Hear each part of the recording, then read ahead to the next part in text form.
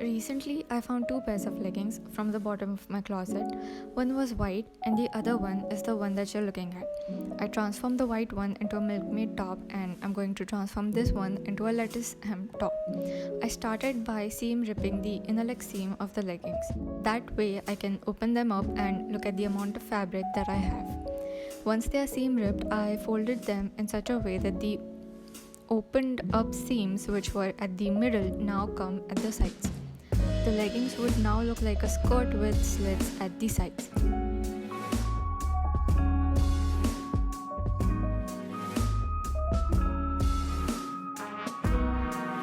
I also removed the elastic from the waistband and seam ripped the waistband open. Okay, now we have a good amount of continuous fabric. I placed a top as a guide and traced along its boundary.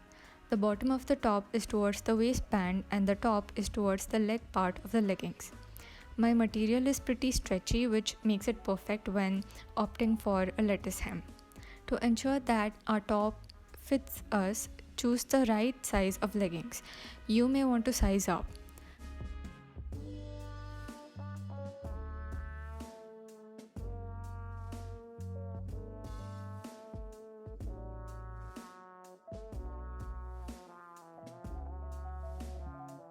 I cut along the traced path and now have something that resembles a top.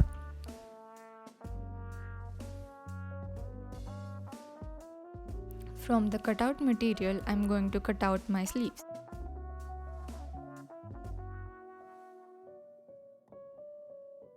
I folded the material in half and placed the sleeves of a top that fit me on it.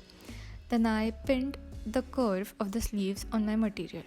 I cut along the curved path and marked how long I wanted the sleeves to be. I think they measured 6 inches in length plus some seam allowance.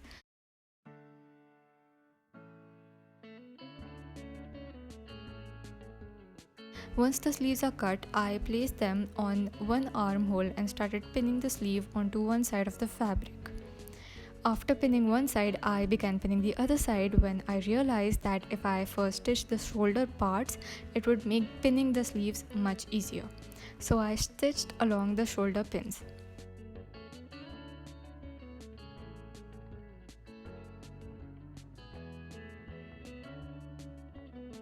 I pinned the sleeve onto the armhole and stitched along the pins.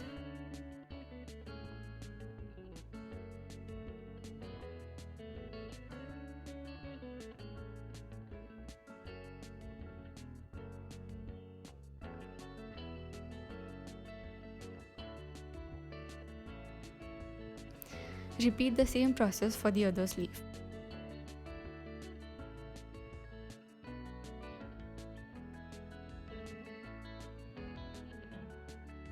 Now we have to stitch along the body part of our top. We are stitching the front and the back pieces together.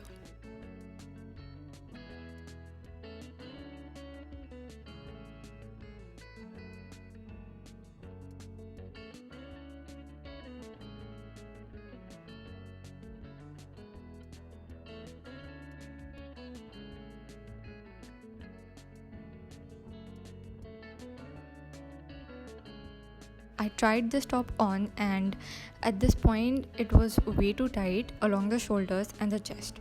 I needed more material. Remember how I had made the shoulders at the leg part of the leggings and the bottom of the top was at the waistband area of the leggings?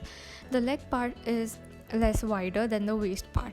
So to upsize my top, I had to change what I had previously done. I needed to make the shoulder part of my top at the waistband of my leggings, and the bottom of my top should have been near the leg part of my leggings.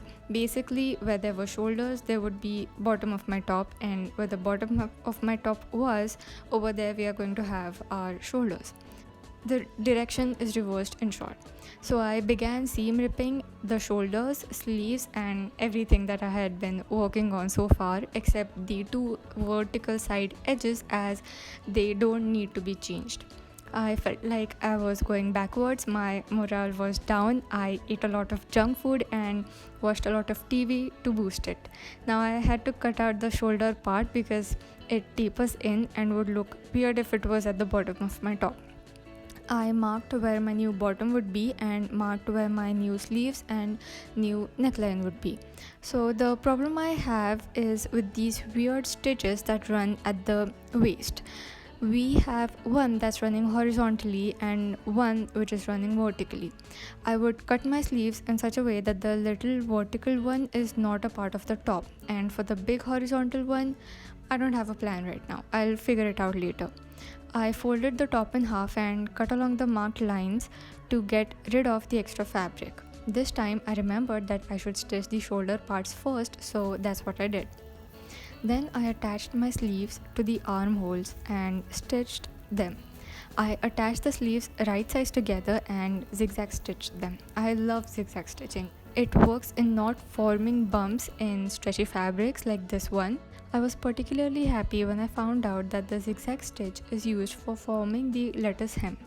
I marked the curve of the neckline, folded my top in half to make the curve symmetric, and cut along the marked curve. Now comes the interesting part.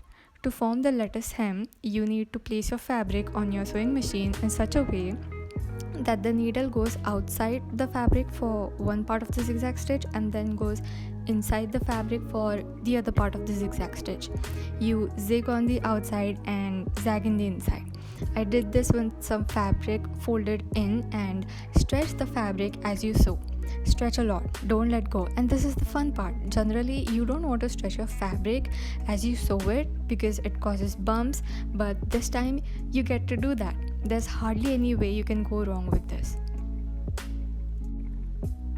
My neckline's done, the sleeves are left.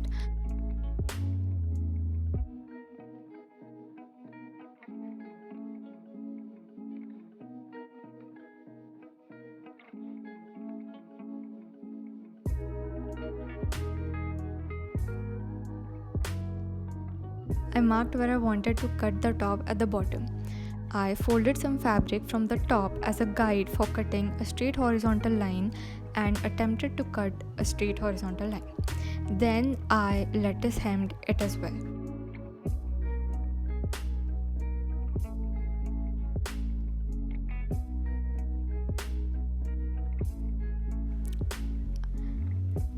I don't know what to do with the stitched horizontal line yet.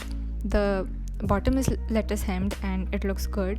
My top is see-through, that needs to be taken care of, and it also needs to be taken in at the sides.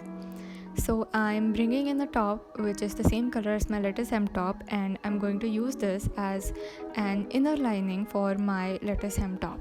This top that I'm bringing in was also notoriously known for being see-through, prohibiting me from wearing it. It has taken the position of being in the bottom of the closet for a while now.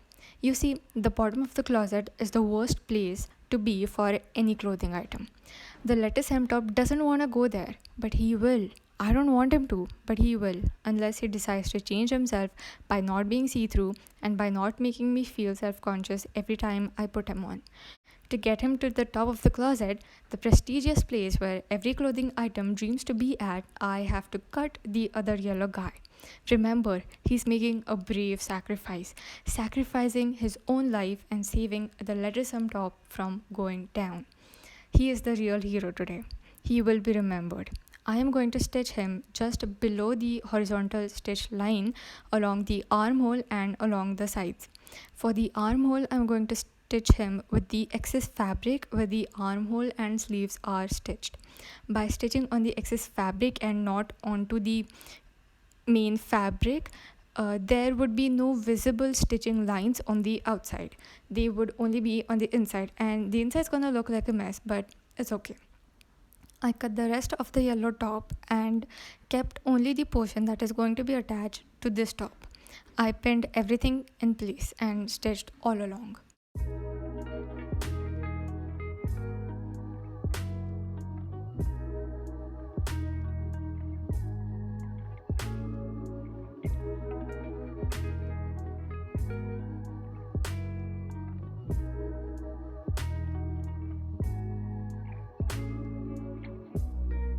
For the top horizontal stitch line, I decided that I'm going to open up that seam, and with the open edges I would form a lettuce hem stitch. The inner lining fabric had to be stitched close to the already stitched horizontal seam so that when I open it up, the inner lining still stays in place. I cut out the extra inner lining fabric to just clear things up a bit. Now I'm going to seam rip the initial horizontal seam which was a part of the original leggings.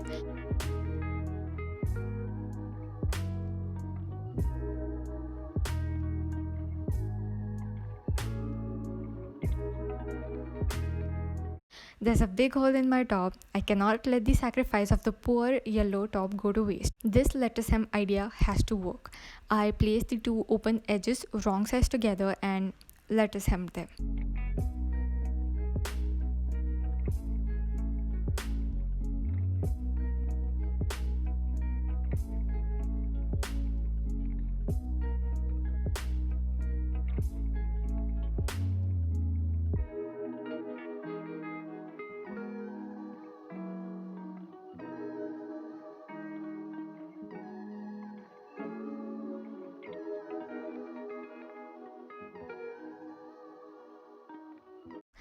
Finally, I wanted to beautify the inside a bit, so I cut out the excess lining fabric and extra fabric wherever it was.